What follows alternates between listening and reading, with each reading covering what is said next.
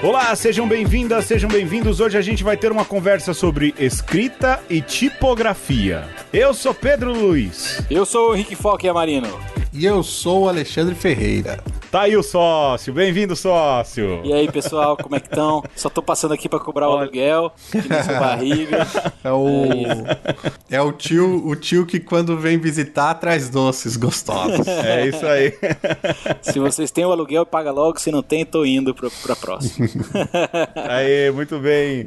A gente vai falar hoje da importância da escrita, vamos falar sobre tipografia. Se você não sabe o que é, tem paciência, porque você vai entender o quanto ela é importante pra sua vida, pra essa coisinha que você tem na mão aí, chamada telefone celular. A tipografia é importante até pra isso. Calma, que você já vai chegar aí. Não sem antes a gente lembrar que dia 7 de novembro, às 8 da noite, lá no canal do YouTube, a gente vai ter a gravação ao vivo de uma Conversa 150 especial Aracide Almeida. Vai conseguir entrar, Foca, ao vivo lá no dia ou tem compromisso? Não.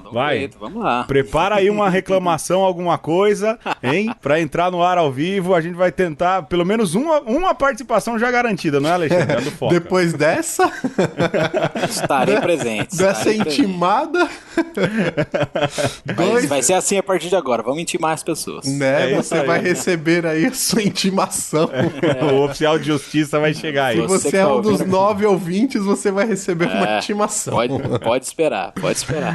Então, lembrando, a gente vai transmitir ao vivo, mas quem quiser entrar, a gente gostaria que você entrasse. Não precisa ser com imagem, pode ser só o áudio, mas a gente gostaria da sua participação para tornar o programa bem legal. Você pode contar uma piada, cantar uma música, fazer uma reclamação, o que você quiser, e a gente vai dar uma de Aracide Almeida e seja lá o que Deus quiser. É isso, não é? É o recado de agora. Tem também o Apoia-se, você pode entrar lá, ver, a gente vai planejar ainda direitinho como vai fazer até o final desse mês com os nossos apoiadores. A gente tem, dá pra acreditar, né? Não dá pra acreditar num negócio desse, né? Olha, nós fomos longe demais já com esse negócio, viu, Pedro? Eu acho. Muito tá obrigado a todos vocês que estão nos apoiando. Pois é. Eu tô assim... Até agora, uma surpresa grande. Grande surpresa. Falta um apoiador, que é o... Sou eu que não fiz ainda, mas vou fazer. Gente, você que é preguiçoso, igual eu, que não entrou no site dos meninos, olhou o plano pra ajudar, vamos lá, essa semana acabou a preguiça, vamos fazer isso, vamos dar uma força. Olha aí, mas é isso aí, vamos em frente então.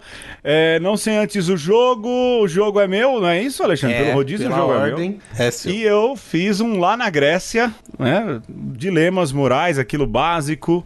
Então vamos lá, especial tipografia. Lá na Fenícia. Tipografia. Lá na Fenícia. Lá em Cartago. Bom, vocês preferem... Foca e Alexandre.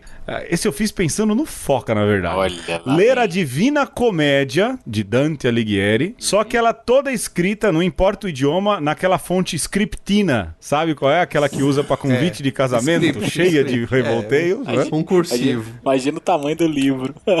Pois é, então. É porque ela é gigante. Né? Pois é, vai. Ou que lá no Museu do Louvre troquem a placa oficial da Mona Lisa e escrevam ela com letras do Word Art, sabe aquela cheia de sombra, o Hans Donner que fez movimentar. Como é? O que vocês preferem? Essa eu fiz pensando no Foca. Vai. Quem vai? Eu primeiro? Alexandre primeiro? Você. Eu. Olha, todo mundo sabe que eu gosto de coisa antiga, a não ser minha esposa linda, que é jovem. Gosto de antiguidades, então eu não vou ser contra a Divina Comédia, não vou ser contra o tio Dante, mesmo numa fonte complicada. Eu aceitaria que trocasse a placa da Mona Lisa do Louvre, até porque daria um contraste. A pessoa ia ver aquela coisa horrorosa na descrição e ia olhar pra aquele A4 que é a Mona Lisa, que muita gente se decepciona, e ia dizer, pô, não é que é mais bonita do que eu achei? Aliás, não sei se vocês sabem, a folha 4 ela é baseada na Mona Lisa. É mesmo? Não, é mentira. Eu inventei isso agora. Cara, eu tava aqui já. Vamos fazer outro podcast agora. Eu ia falar, fui enganado, porque eu sempre soube que era por restrições atualizações das máquinas que você começou a imprimir. Você falou isso, eu falei, meu Deus, como assim? Sorte que é mentira, eu não tô tão mal informado. Ufa, não, pior, o cara é o designer. Alexandre, teu poder de convencimento tá grande, hein, malandro? Você viu? Tem que falar com convicção. Aprendi com o presidente. Só isso. Não é falar a verdade, é fazer cara de que tá falando a verdade. Aprendi com o Paulo César Pereira. Aprendi com o Marcos Pontes. Nossa. Meu Deus, eu querendo gravar um programa feliz, animado, sobre uma coisa que eu gosto, e eles me lembram dessas figuras. E você, Alexandre, qual que você prefere? Eu queria esse livro da Divina Comédia, escrita em scriptina, mas eu gostaria desse livro escrito, não tipografado, assim, a pessoa emulando a fonte, mas escrevendo na mão. Não. Aí Caraca. Sim. Do jeito que o Dante fez. Do jeito que o Dante fez. Do jeito que o Dante fez. Porque não tinha impresso. A gente vai falar daqui a pouco. Perfeito. Não. No caso é a scriptina do Wordzão mesmo. O cara pegou o PDF, copiou, mandou pro bloco de notas, colou no Word, meteu uma scriptina e imprimiu. Entendeu? Não importa. Se ele falar que fez na mão ou ainda pediu pra alguém, depois de ter feito isso, ainda passar o lápis em cima, pronto. Pra mim já me deixa feliz. Fechou. Beleza, então. Vamos pro segundo.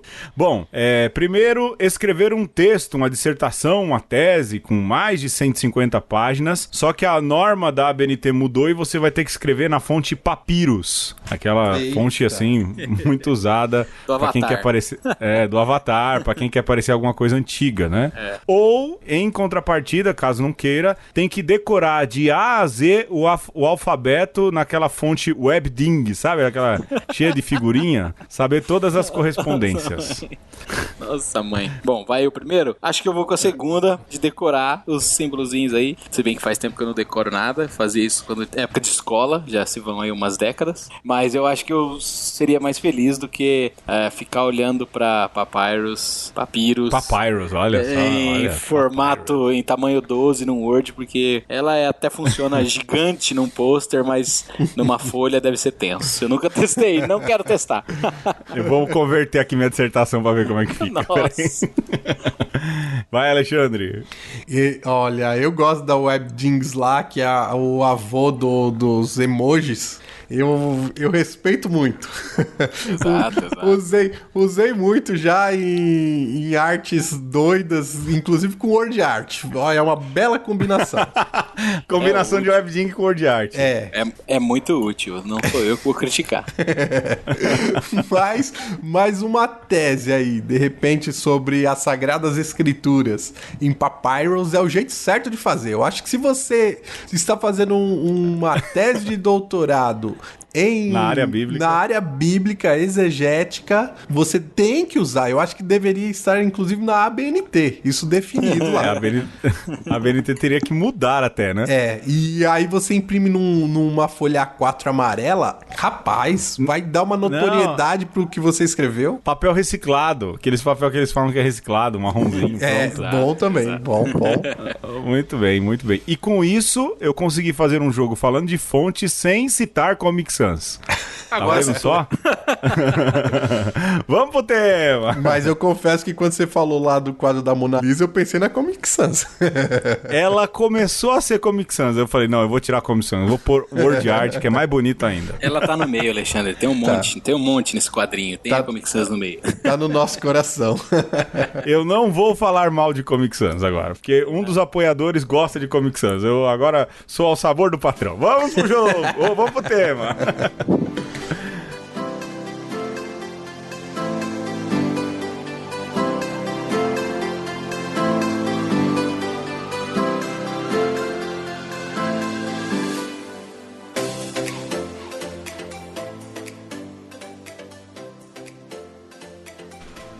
Antes da escrita no estado de forma absoluta, isto é, vigente e sistemática, as manifestações iniciadas no Paleolítico Superior são tidas como manifestações da ordem do ritual mágico. O seu caráter expressivo, comunicativo, não podendo afirmar-se como intencional, não pode, no entanto, ser desligada da necessidade de comunicar que basicamente nos une. No seu estágio embrionário, A escrita mais remota é oriunda do sudoeste francês, Mediterrâneo Oriental, norte europeu e norte da África, e de há 20 milênios atrás. Trata-se de petróglifos, assim designados pelo suporte em causa, as rochas. A partir destas produções terão surgido enquanto estruturas as chamadas escritas figurativas ou pictográficas, desenvolvendo sequências de planos ou ideias em esquemas narrativos, articulando pictogramas em série. A expressão oral dessa escrita tem com ela uma relação de paralelismo, assente na nomeação das coisas representadas. Não há dúvidas de que há diversos seres no planeta capazes de se comunicar, de dar nome às coisas e às pessoas. Não são só os seres humanos que são dotados dessa capacidade. Há estudos de que animais marinhos, de que outros mamíferos e mesmo aves são capazes não somente de se comunicar, mas de dar nomes e terem uma lógica no seu processo de comunicação. O que nos faz diferente? Bom, os filósofos falam que é o conhecimento da finitude da vida. Mas há um detalhe também na raça humana que nos faz bem diferente dos outros seres, que é o fato de que, além de comunicar, nós somos capazes de registrar tanto a nossa memória quanto aquilo que pensamos para que aquilo se torne memória. A comunicação é importante e ela existe em outras espécies, mas fazer memória e documentar essa memória, isso acontece não só através de símbolos e de desenhos, mas também daquilo que é a escrita, parte fundamental do desenvolvimento de toda a memória e a história humana. É isso. Da fala ao símbolo, tem muita coisa para se dizer. É ou não é, Foca? Opa, com certeza. Eu acabo sendo mais especialista da última parte, do símbolo, mas eu fico feliz de estar aqui nesse programa com esse pessoal que entende muito de fala e de humanos, né? Então eu posso colaborar com a segunda parte e tenho certeza que vocês vão me ensinar sobre a primeira. Aê, Ferreira. Aprendamos juntos. Aprendamos juntos. Hoje à tarde eu fui jogar o lixo pra fora e pensava nisso, né? Dessa capacidade de se comunicar.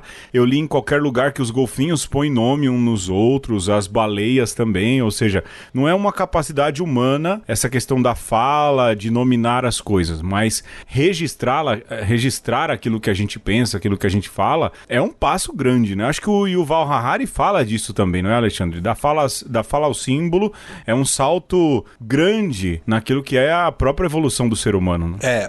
O ser humano já tinha dado alguns saltos, né? Até chegar ao registro simbólico de pensamentos complexos. Mas, de fato, fazer esse link com os animais é importante, porque o ser humano, ao mesmo tempo que ele comunica, ele se comunica. Então, para além do falar com o outro da mesma espécie ou de espécies diferentes, ele fala de si, né? Então, esse foi um passo importante aí para você criar um código de símbolos. Agora, para a gente se aproximar mais da escrita, né, que é um ponto que a gente quer focar aqui, é interessante nós pensarmos que essa mesma humanidade, que já é um salto no mundo animal, você pode dividir a história dela entre antes e depois da escrita. Porque, na verdade, tudo que nós conhecemos de fato, em termos de pensamento abstrato, começa a ser registrado com a escrita, né? Com os símbolos, seja aí ideográficos, hierográficos e alfabéticos e tal. E tudo que você tem de registro histórico, material, antes, ele não diz diretamente de quem fala, né? Ele é um testemunho indireto, né? Quase como que a pessoa não queria mesmo deixar para posteridade, para depois É uma escavação que a gente tá fazendo, né, Alexandre? Exato. Não é que ele quis deixar. Exatamente.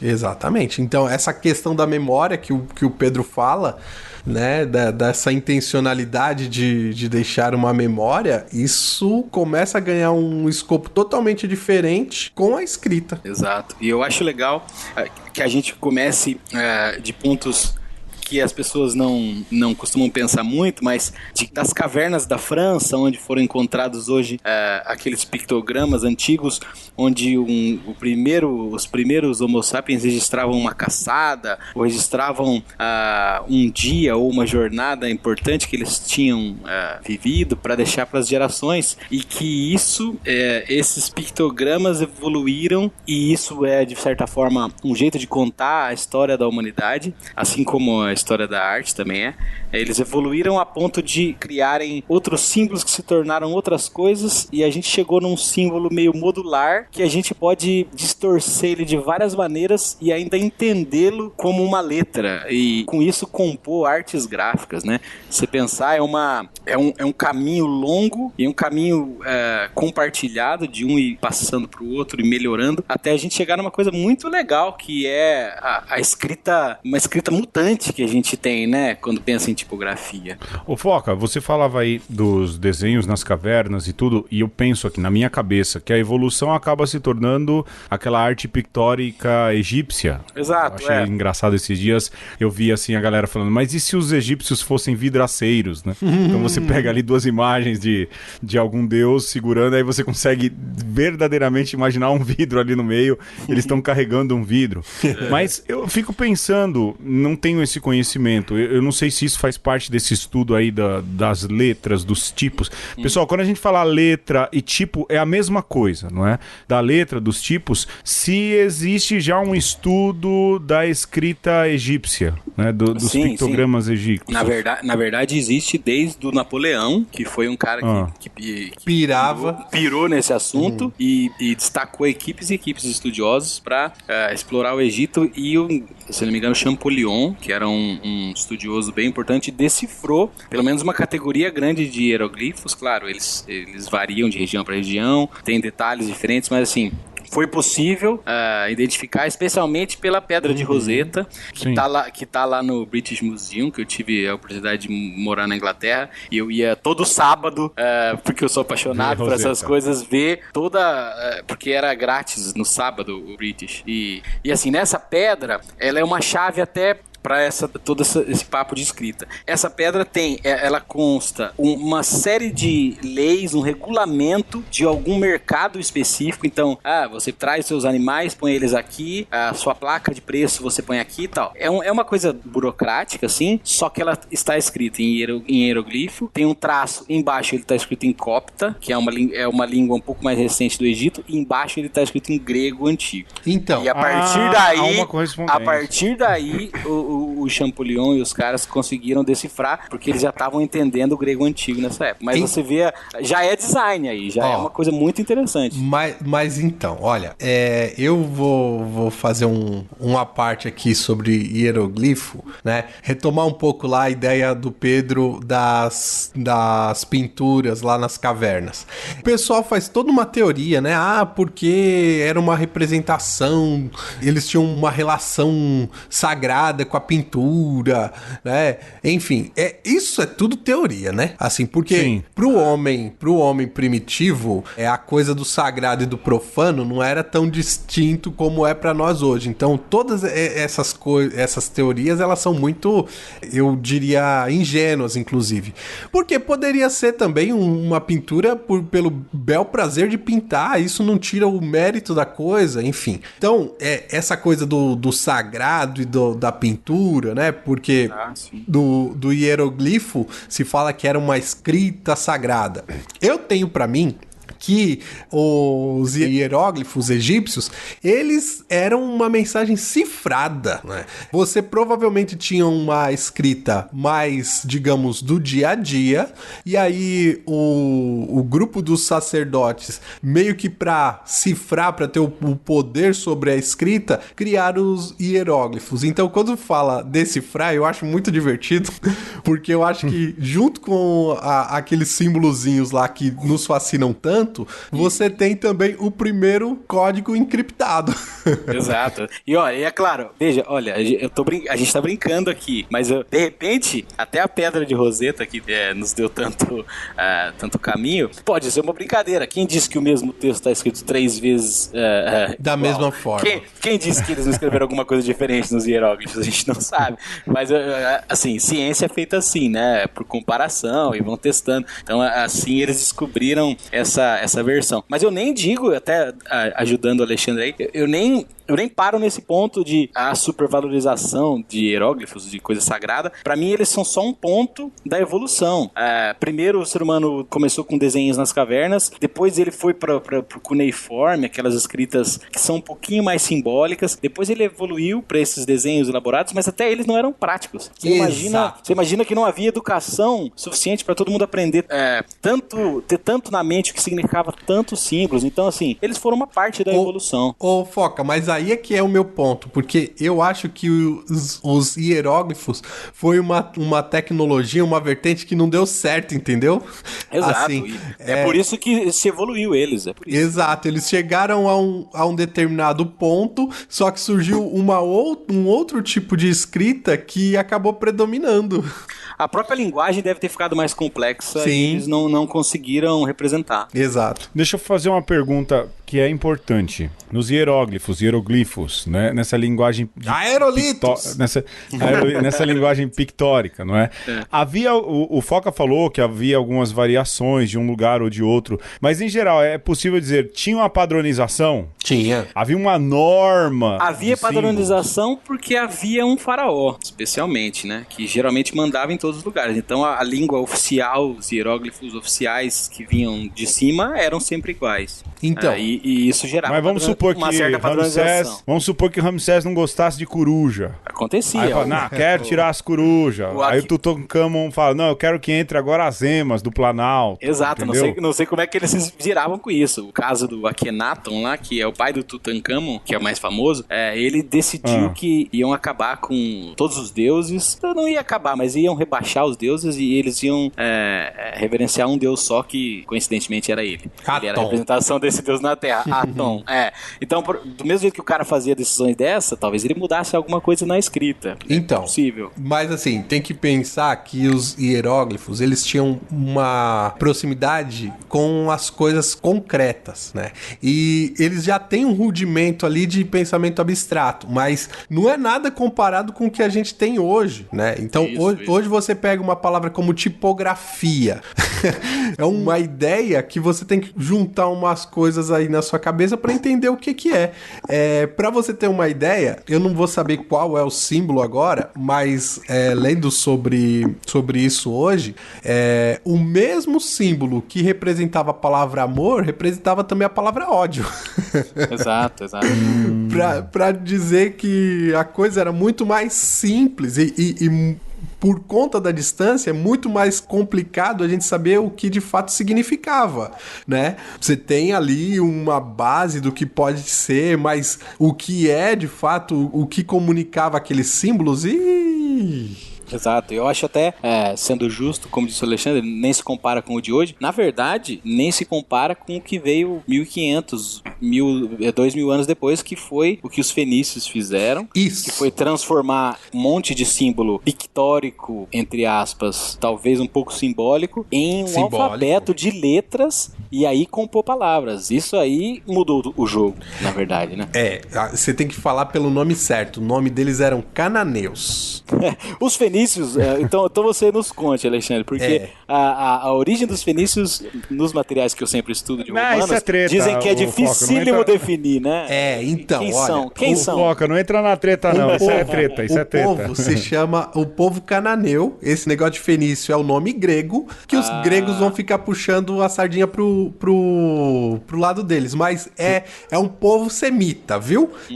Só pra deixar bem claro aí pro pessoal que gosta de Ai, Ferreira. de eurocentrar tudo, a Grécia, é sempre bom lembrar, fica no Oriente. Exato. Então, é treta de todo mundo. Agora deixa eu fazer uma pergunta já pra gente ir um pouco para os desses patrocinadores, mas a gente ainda tem uma gordura pra queimar. Vai, a gente falou ali de normatização, dessa entrada de uma padronização de idiomas e tudo mais. De idiomas não, de escrita. Mas houve alguém que de fato criou uma norma. Falou, olha, uma letra precisa ser... Apesar de que eu tava pensando aqui, né? O hebraico é mega rígido com isso, não é, Alexandre? Mega rígido. As outras escritas orientais também. Mas essas escritas não chegam pra gente. Nós somos uma civilização cristã, judaico-cristã ocidental, né? Pra nós há um outro sistema de letras e números e tudo. Quem que padronizou o nosso? Quem normatizou o nosso? Bom, o começo, claro que isso não é um acontecimento único, mas o começo da padronização do nosso são os romanos, que na verdade evoluíram o que os gregos tinham feito, que evoluíram o alfabeto fenício. Sim. Os gregos tinham um alfabeto já muito bem funcional, perfeito para eles, e já escreviam toda a sua literatura. O que os romanos fizeram foram evoluir o desenho das letras e pensar em variações desse desenho. Quando você vê os trabalhos dos artesãos em Roma, é muito comum você ver letras bastante diferentes, mas que seguem a estrutura básica, que é mais ou menos o conceito que a gente tem hoje. Mas não podemos dizer que eles criaram a norma que a gente segue hoje, que, por exemplo, eles só tinham maiúscula e que, por exemplo, eles só tinham letras serifadas, que são essas letras tipo a Times New Roman que você tem no seu computador. As letras que tem tracinho. Que tem tracinhos, extensõezinhas nas pontinhas. Olha, agora... Vai, Fernando. Me contrapõe, Alexandre. Não vou contrapor, não. Eu vou complementar, né? Vou voltar lá à questão dos fenícios, antes da gente entrar na... Fenícios não, cananeus. Fenícios / cananeus, e é importante que se frise isso de fato, porque, cara, é uma loucura você pensar que essa questão é uma loucura e uma genialidade, que essa questão que era a comunicação falada, ela passa a ser então escrita e uma correspondência do som com a imagem.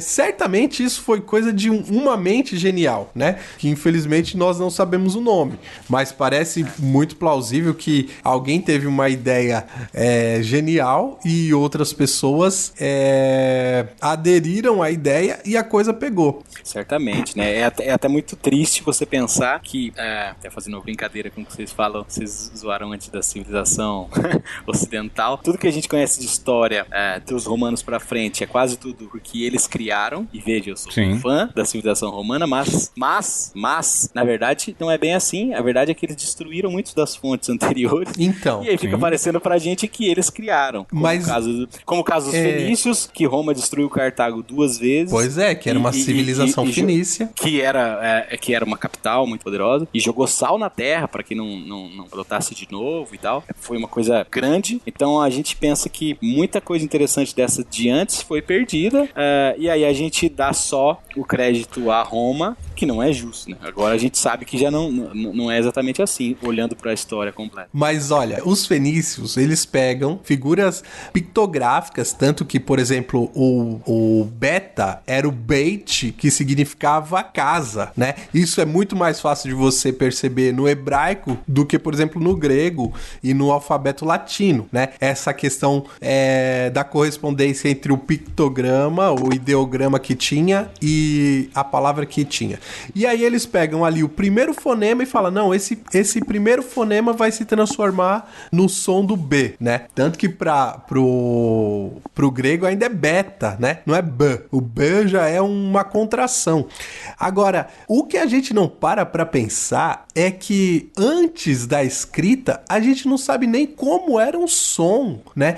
Como que, de certa maneira, a escrita determinou os fonemas, foi fixando os fonemas e, ao mesmo tempo, foi fixando a forma como nós pensamos, porque nós já pensamos dentro desses caracteres. Mesmo uma criança iletrada, ela escuta o som que você ouviu, que você aprendeu, que você, de alguma maneira, entrou na norma assim que foi alfabetizado. Então, assim, é muito louco como toda a nossa forma de pensar, ela está condicionada também a partir desses símbolos que foram fixados num determinado tempo. E aí, é interessante essa evolução das palavras e dos símbolos, né? O Foca lembrou aí que a evolução que teve do lado latino, mas pro lado hebraico-semita também houve uma evolução. Tanto que é a primeira civilização que vai ter um livro sagrado, né? Nos termos que se tem praticamente como se tem hoje. Que aquela escrita, aquilo que está ali fixado, tem um caráter revelatório de uma maneira que antes não se teve na história, né? E que é a Torá e tal. E imutável, né? Você não pode mudar sequer uma iota do texto. Quer dizer, você não pode pôr um pingo embaixo de um aleph ali, mesmo que seja um pingo errado no original, tem que conservar, né? Exato. E aí também vai mudar a relação com a fala, porque a fala deixa de ser essa via privilegiada da comunicação e vai mudar, inclusive, esse caráter de revelação da conexão com o sagrado. Eu fico imaginando, por exemplo, eu tô ali fazendo um desses cursinhos básicos da doméstica de um cara chamado Mathias Adolfsson. E ele me lembrou de uma coisa que eu às vezes esquecia, que é a criação de personagens e desenhos mais intuitivos. E ele falando de como ele faz para simplificar uma personagem que ele cria, uma vez que ele vai reproduzir muitas vezes essa personagem, ele precisa simplificar o máximo que ele puder, né, com menos detalhes possíveis. Eu consigo imaginar, Foca, e aí eu falo para você que manja aí dessa seara, o trabalho que deve ser criar ou dar uma norma, um padrão para uma letra, porque ele também precisa ser fácil de ser desenhado para quem escreve, né? Ah, sim. Você diz lá no ponto de definição. Sim, disso, sim, né? sim. Isso com certeza é o que o Alexandre falou. Infelizmente é uma genialidade que a gente perdeu, porque a primeira pessoa, o primeiro grupo, que não seja uma pessoa, que seja um trabalho coletivo, que teve a ideia de criar símbolos simplificados ao nível que são as letras e os números, então, são caracteres incríveis, diferentes de tudo que havia. E se você pensar pela história que a gente sabe, são árabes, não são romanos. Os números romanos eram letras, né? Exato. É uma extrapolação e uma capacidade de simplificação incrível. Porque eu lembro quando eu comecei a escrever e eu ficava prestando atenção quantas voltinhas tinha que ter um M. E a professora que me ensinou a escrever, o M, ele tinha, você ia, subia uma montanha, 2 montanhas, 3 montanhas. Isso era e aí você tinha o maiúsculo e a regra do minúsculo. Uma professora que alfabetiza, que ensina a desenhar letras, eu tenho pra mim que ela é um dos melhores tipos de professores, não colocando outros em demérito. Mas eu fico imaginando quem criou toda a regra, né? Da letra cursiva, da letra maiúscula, ou seja, o trabalho de normatização deve ter sido um trabalho meio que antropológico também. Falar, olha, as pessoas não vão conseguir reproduzir isso com perfeição, né? E é um trabalho da humanidade, isso que você tá falando. São séculos e séculos de coisas sendo adicionadas. É refinamento. Neste caso, ninguém criou essa língua que a gente ensina nossas crianças na escola. Todos nós criamos, vamos dizer assim. Sim, é refinamento, né? Exato. Mas eu fico imaginando isso, né? O grupo, a cultura falou, não, olha, a gente precisa pensar que o M tem que ser assim, porque de outro jeito não vão conseguir reproduzir. Eu consigo desenhar isso bonitinho, mas outra pessoa não consegue. Isso me deixa encantado naquilo que é o desenho das letras. A gente vai falar de tipografia mais detalhadamente, então no próximo bloco vamos perder dinheiro. Agora a gente literalmente é quase bloqueado no YouTube por causa dos patrocinadores. Vamos lá.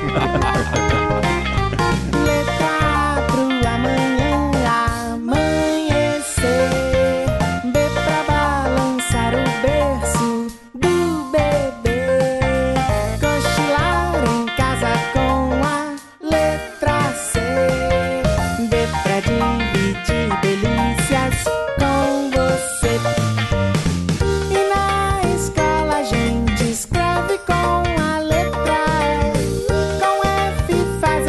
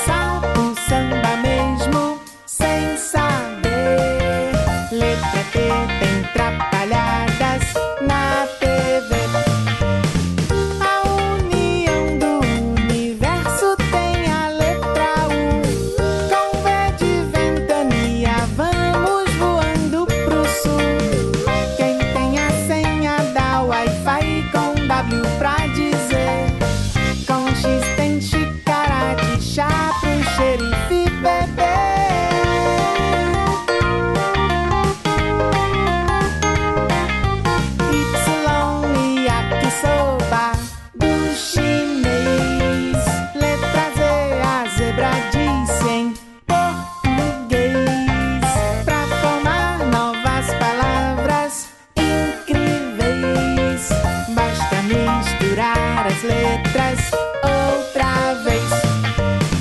Em cartas, poesias, prosas, poemas de amor. Cada sentença dita tem seu devido valor.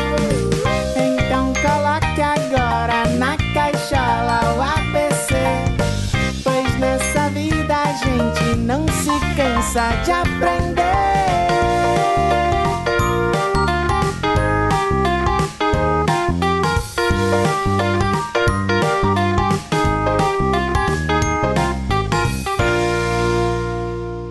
No episódio de hoje nós estamos falando sobre tipos, mas não tipões, né? Mas tipo letra mesmo, né? E nós estamos chegando aqui à conclusão de que houve uma genialidade da passagem da fala para o símbolo, mas houve também uma bela história de como esses símbolos foram normatizados. E isso tem a ver com os romanos, é isso mesmo, Foca? Começa com eles, né? A gente tem que sempre ir distribuindo os créditos, porque é assim que a história humana é feita.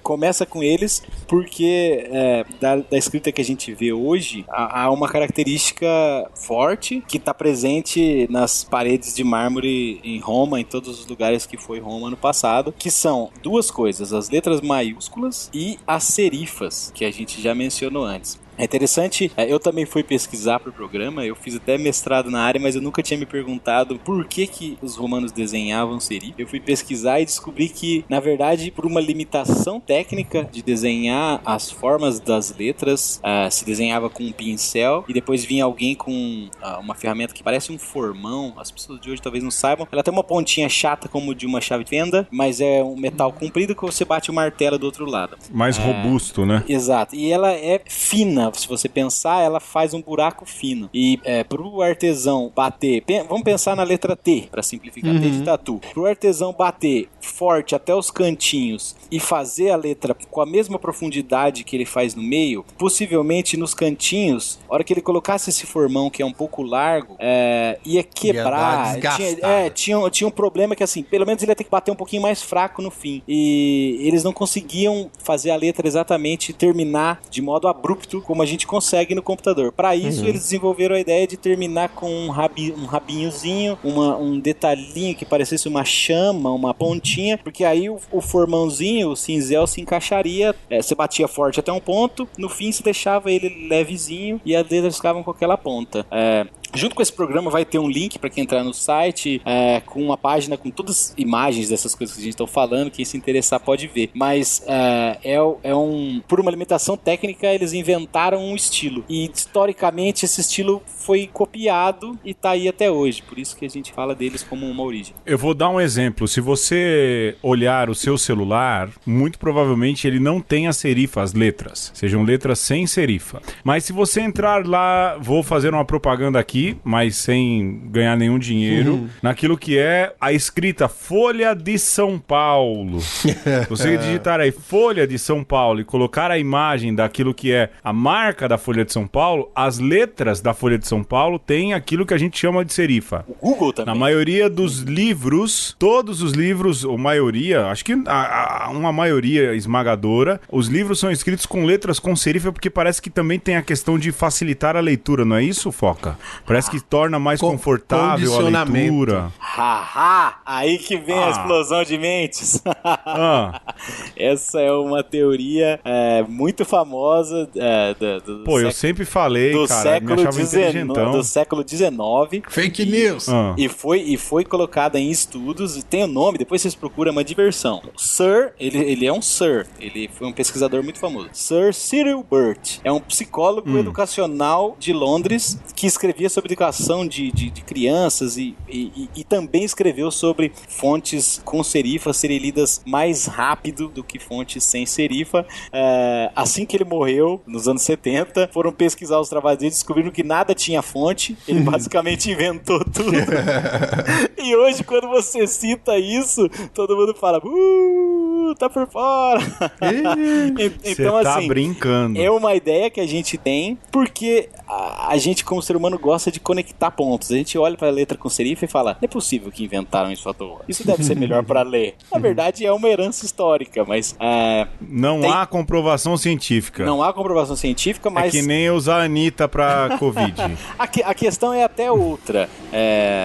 Eu nem quero entrar nessa parte detalhada da anatomia do desenho, dos tipos, mas o que realmente importa é a diferença do desenho externo. Tô sendo bem, tentando ser bem visual com os termos, tá, gente? Ótimo. Não vou usar termos técnicos. A diferença do desenho externo pro desenho interno. Então pensa na letra A, o buraquinho dela dentro. A letra E, o buraquinho dela dentro em relação ao de fora. Quanto mais claro for essa diferença, uma fonte que tem um corpo mais amplo legível e que tem esse olho, o termo técnico em português é olho. Esse olho esse vazado da letra se chama olho. O termo técnico em português é olho. Quanto mais for bem observado essa diferença, melhor você vai ler. As serifas importam bem pouco. E seguindo do ponto de vista histórico, as serifas são duas coisas. São a junção desse detalhe das letras romanas batidas em pedra e uma outra junção do que a partir de 700 o imperador do Sacro Império Romano-Germânico Carlos Magno encomendou um sistema de escrita diferente para ser mais prático de ser escrito pelos escribas. E a versão que eles criaram foi uma versão um pouquinho reduzida da maiúscula, ainda não era minúscula total, mas era uma ideia de minúscula. E como se desenhava com um pincel os detalhes da ponta das fontes, e aí você pode pensar, pega a Times New Roman da vida aí no Word, o C, o J, o Y, a pontinha disso, às vezes tem uma bolinha, tem um acúmulo, como se fosse um acúmulo de alguma coisa na ponta. A gota da tinta. Isso são gotas de tinta caligráfica unidos às esculturas dos romanos, virou a nossa serifa, e tá aí até hoje, por história mesmo, por passar de Rapaz, geração eu por tô geração. olhando aqui, é verdade, olha, aumentei aqui. Exato. Tem as bolinhas na ponta. Tem bolinha rapaz. na ponta. Agora, Mas é bonitinha, Times. Eu defendo a Times, viu? Eu acho uma letra bonita. Agora eu acho impressionante como os romanos tinham essa fixação pela universalização e pela padronização, né? Os caras eram feras nisso. A forma de governo deles era, na verdade, uma normatização, né? A ideia do exército, todo mundo igual. Como isso tá impregnado na mentalidade romana, eu diria até na mentalidade romana de hoje, no que restou do Império Romano. Que até os atrapalha, de certa forma. Uma falta de mobilidade, uma falta de... Sim, e até na própria Igreja Católica Apostólica Romana. E como Carlos Magno, mas também você poderia trazer o Gregório Magno com o canto gregoriano. Nossa, e que o Tom Zé não suporta, né? Pois é. E como por trás desses caras sempre tem essa herança romana de normatização. Eu achei interessantíssimo isso que o Foca traz, de que foi o Carlos Magno que meio que inventou as minúsculas pra tentar normatizar, pra tentar fazer com que a coisa fosse mais, digamos, legível. Isso é ótimo, isso é muito resquício do Império Romano no Império Carolíngio. Delicioso. Elas, inclusive, no começo eram chamadas de minúsculas carolinhas. Elas são, se você quiser pesquisar, você que está ouvindo quiser pesquisar, minúsculas carolíngias, elas são um pouquinho diferentes das nossas minúsculas, mas elas são o início da ideia de que estava dando trabalho escrever as maiúsculas do mármore romano, porque nessa época eles já estavam reproduzindo livro, já estavam reproduzindo muita coisa, e eles quiseram criar algo um pouco mais prático, que ainda não era nada prático. A gente vai falar um pouquinho mais de como a coisa andou à frente, você vai ver que isso também não era prático nem um pouco, mas era o melhor do que se tinha, vai. Então, você tá falando de prática, e aí eu fico pensando, dá um salto no tempo aqui, não é? Porque até agora, com minúsculas carolíngias, ou com o jeito mais romano, com as bolinhas, as pintinhas e tudo, a gente tem algo muito rudimentar, no sentido de a mão, é o copista que faz, é uma série de pessoas. Nada muito padronizado. Ainda que o ainda que os símbolos já sejam Padrão. mais ou Tem a menos, caligrafia mais ou do menos cara. do que a gente vai ter hoje. Os símbolos já evoluíram, mas o processo de reproduzir tá ruim. Sim, porque cada um tem o seu estilo também, tem sua caligrafia, e o cara não desenha letrinha por letrinha, ele tem que fazer o serviço com uma certa velocidade, não é?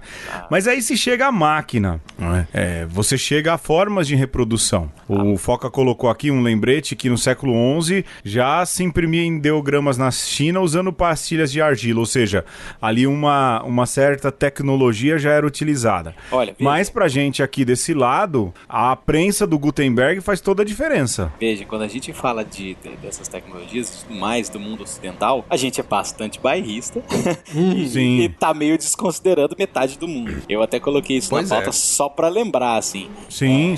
É claro que na China o Gutenberg é de 1400 em diante. Na China, 300 anos antes, já se imprimiam ideogramas Com algum tipo de tecnologia. Mas eu não sei, e aí talvez seja uma questão, por que demorou tanto? Por que os europeus não aprenderam? Pode ser uma questão de falta de contato, mas contato, vamos dizer, por causa dos Khan e do Marco Polo e de todo aquele contato que existia, eles deviam ver esses impressos. O que eu penso é que talvez eles não identificavam isso como escrita. Eles deviam achar que era um desenho e eles não ligaram os pontinhos, tipo, puxa, e se a gente escrever as coisas assim? Mas é curioso, assim, a China tinha muito antes, e aí só a partir de 1400 é que vem o Gutenberg, que é uma história, para não se demorar muito, é uma história bem já, entre aspas, capitalista, com a nossa visão da coisa. Gutenberg já parece uma história de uma startup, se você pensar.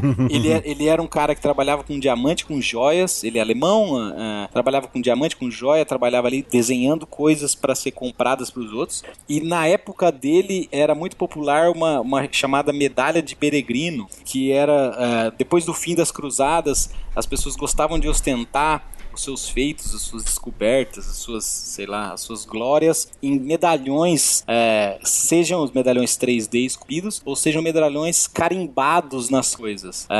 Faz um medalhão de ferro e carimba ele num livro que você escreveu à mão. E aí ele acabou juntando essas duas coisas, essa coisa de esculpir algo que seria uma joia reproduzida e algo que é prensado. E aí ele teve a ideia de criar modelos de metal daquelas letras que os padres escreviam e prensar aquilo, encaixar pecinha por pecinha, prensar aquilo junto e publicar e imprimir algo que era escrito à mão. As pessoas falam, eu acho engraçado, porque de fato é uma revolução.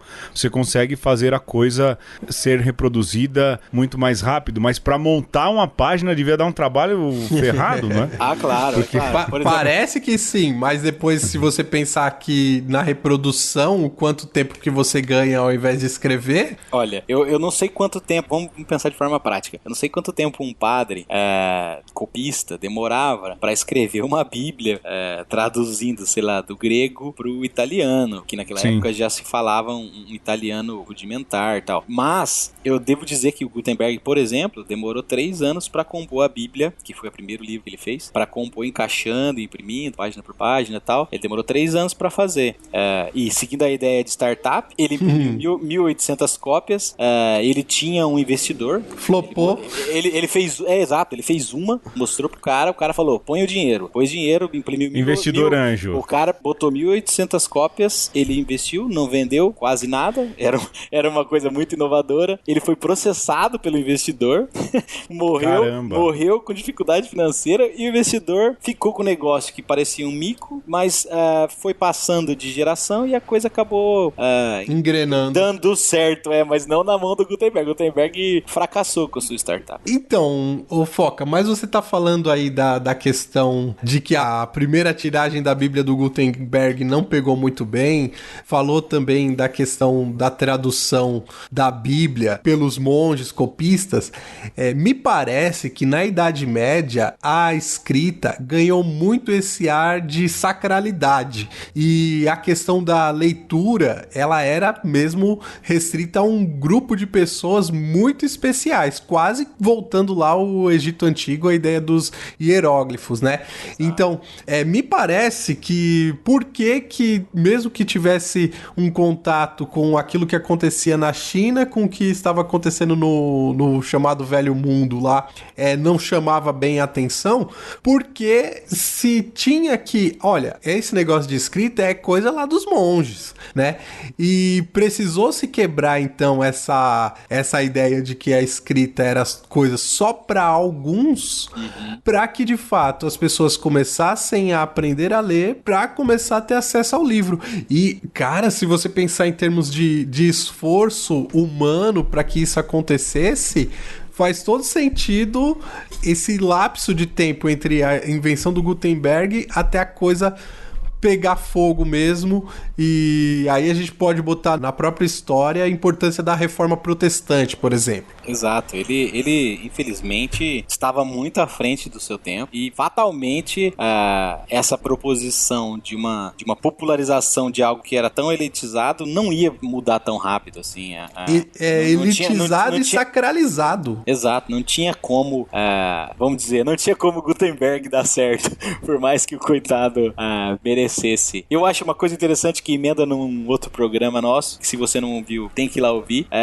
O Gutenberg abriu sua oficina e começou a Bíblia no ano que nasceu Da Vinci. E a gente falou bastante que Leonardo é um produto, né? Produto de uma geração que nasceu com um livro na mão, traçando esse paralelo com essa galerinha nossa que nasceu com a internet na mão aí. Olha aí. A mudança de uma época, né? Senhores, tá dando tempo. Eu acho que a gente vai ter que fazer isso em 2 programas. Vocês acham que dou uma interrompida agora ou tem mais alguma coisa pra falar? Não, tem ainda uma coisa pra falar, Pedro. Eu acho que é importante. Pegando esse gancho aí que o Foca falava de uma geração com o livro na mão. É algo que é importante a gente retomar do ponto de vista da escrita e da leitura, que também é muito complicado você pensar em 2020, onde nós estamos tendo uma geração de analfabetos funcionais. Mas, veja, ao mesmo tempo que demorou um tempo para que os livros chegassem à mão das pessoas, essa questão da impressão que torna um livro barato e que se torna uma tecnologia capaz de transportar informação como nunca antes na história da humanidade, como a gente tem um novo salto, né, nessa questão da transmissão da memória. E não é à toa que o Lutero vai trazer essa história de todo cristão com uma Bíblia na mão, porque era uma tecnologia plausível, né? Fazia todo sentido de agora em diante dizer assim: olha, se você é cristão, você tem que ir direto na fonte. Era a ideia certa no momento certo. Né? A ideia certa no momento certo, não podia ter sido essa ideia anos antes não daria certo. Não daria. E, assim, o que aconteceu com a Reforma Protestante, de alguma forma, refletiu em como nós lidamos com os livros. Porque, ao mesmo tempo que é um lugar onde você pode recorrer ao conhecimento, ele ainda está envolto de uma sacralidade acessível. Não a sacralidade mistérica lá dos monges medievais, né? E eu escutei uma bobagem, né, num canal de YouTube, o cara falando assim: porque os monges, eles não podiam ler o livro, eles só podiam escrever uma página. Porque o cara assistiu O Nome da Rosa e acha que tudo aquilo ali é teorias da conspiração, da Idade das Trevas. que os abades faziam todo um sistema para que as pessoas não pudessem ler. Não, assim, eu não duvido que tivesse um abade desse jeito, mas de pensar que um monge não era estimulado a ler é uma bobagem. Até porque os monges eram parte das castas nobres, né? Alguns filhos da nobreza que iam ser monges, não era qualquer um que ia ser, né? Exato. Mas enfim, a questão é que a nossa relação com os livros, elas descendem desse momento histórico onde o livro se torna acessível, né? Acessível ainda para alguns, mas muito mais acessível do que foi em toda a parte da história. E aí tem toda uma discussão que a gente poderia ter sobre, de de fato a importância dos livros para nossa sociedade hoje, como que isso repercute naquilo que vai ser a educação dali para frente, porque não vai ser só uma coisa de um mestre, mas também você vai recorrer às bibliotecas, a própria ideia de livraria como algo comercial que vai dar certo. Não tem dúvidas de que é uma tecnologia que evoluiu, e à medida que ela vai evoluindo, lógico, ela vai também gerando novas possibilidades, e quer queira ou quer não, se torna, como você disse, e resulta em modelos de negócio, a toda também a questão dos contextos econômicos e sociais da época. Mas, assim, como sempre, eu tô preocupado com o tempo, né? Ouvinte, se o programa dura mais ou menos, a culpa é sempre minha, nunca ninguém de quem fala. E eu tô preocupado com o tempo. Então, o que a gente vai fazer, galera? A gente vai terminar esse programa aqui, porque a gente tem ainda um monte de coisas que a gente tá querendo falar, a gente tá amarradão em falar, em fazer.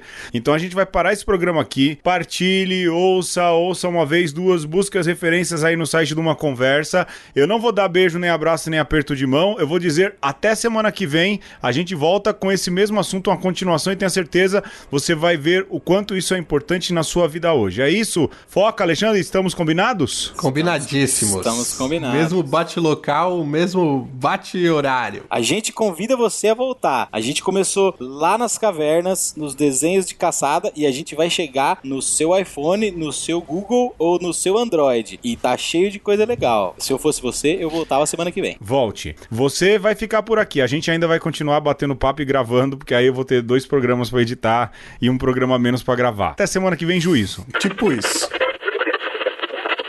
Sugestão de despatrocinador, Alphabita. Olha aí. Alphabita. É do mundo Bita ou não? É do mundo Bita. Alexandre, vai suas ter conexões. strike, certeza. Vamos lá. Olha, a Alphabita e a música do Pitágoras, que é a dos números, são uma das mais geniais do mundo Bita. Eu vou procurar. Eu acho que o Pedro tinha que Alphabita. tocar e colocar. Aí não toma strike. Tá bom. A gente tá tomando strike por causa de melodia agora. Merda, hein? Sinal que tá famoso. Mas não o é, Chico eles tão fazendo isso com Buarque qualquer passou direto. Passou? Passou. Louvado seja Deus. Podia Vamos até lá. monetizar. Chico é comunista, ele não quer direitos autorais. Pois é. Deve ser isso. Você sabe que eu encontrei o Chico em Roma. Olha que honra. Encontrei ele na Fontana del Popolo, sozinho, cara. Sozinho. Caraca, Olha só. mano. Tava ali num momento pensativo, olhando pra água, e eu parei do lado, e a hora que eu olhei, falei, Chico, só falei isso. E ele olhou pra mim, deu risada e falou, não conta pra ninguém. Foi simpático, tá? Que delícia, massa, cara. Um dos meus encontros, encontrei o David Gilmour. Servi o David Gilmour em Londres também. O garçom numa Você serviu o festa. David Gilmour? Servi e conversei com ele. Também foi super simpático. As minhas experiências com gente famosa são boas. Ninguém me maltratou. Na minha opinião, é o que se salva do Pink Floyd. Vamos parar de polêmica, vamos lá. Os meninos da corporação vão te dar uma porrada. Ainda bem que isso aqui não vai pôr. Beleza. Vamos lá, vai. Eu acho que você pode recortar e mandar pra eles. Põe no fim. É que não tem nada a ver pra colocar no fim. Estamos falando de Não, música. vou pôr no fim. Abraço, corporação.